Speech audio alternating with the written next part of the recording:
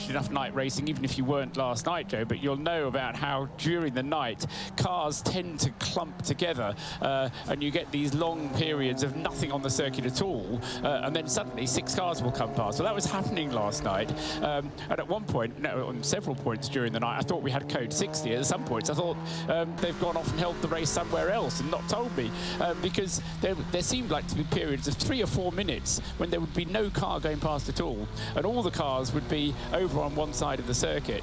I mean, it wasn't actually 3 or 4 minutes, it was probably only about a minute or so, yeah, but it felt that way. What is not happening though in this case, or at least hasn't happened yet, is any of that clumping together happening.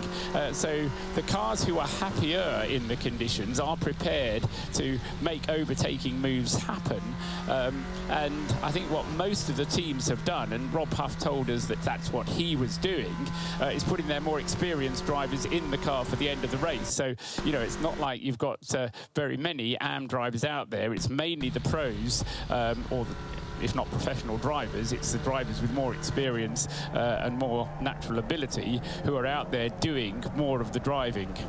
And Pepe Oriola doing a sterling job. 3 minutes 3. Lap times throughout the field, to be honest, getting a little bit slower. Everyone being rather conservative and taking, they do not want to be risking anything, especially the 101 team. They have absolutely dominated this race.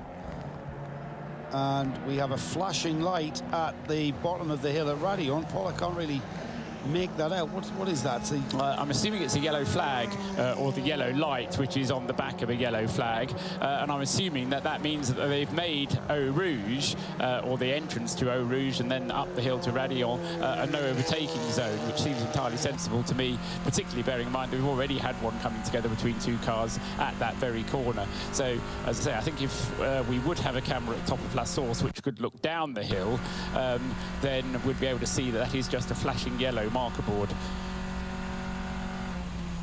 And we go in car with our leader in this ever worsening rain.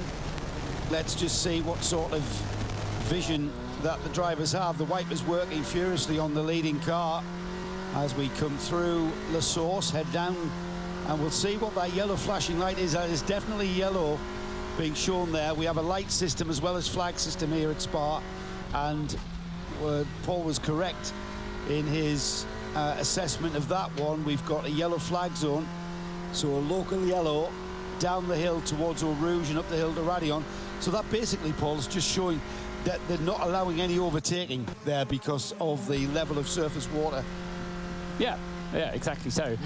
You've covered you explained the reasoning, and I think that's quite sensible, don't you? Yeah, no, I think that's right. I mean, Code 60 has got to be the worst possible case, and so just making it a no overtaking zone at Eau Rouge, and warning the drivers of the first word, which yellow flag means great danger. Yes, caution, so yes, it's a caution flag. So yeah, it's warning the drivers that that is the situation at Eau Rouge, and so they are being asked to treat it with due caution, rather than just throw a code 60, which would affect the whole circuit. So with the 101 continuing, and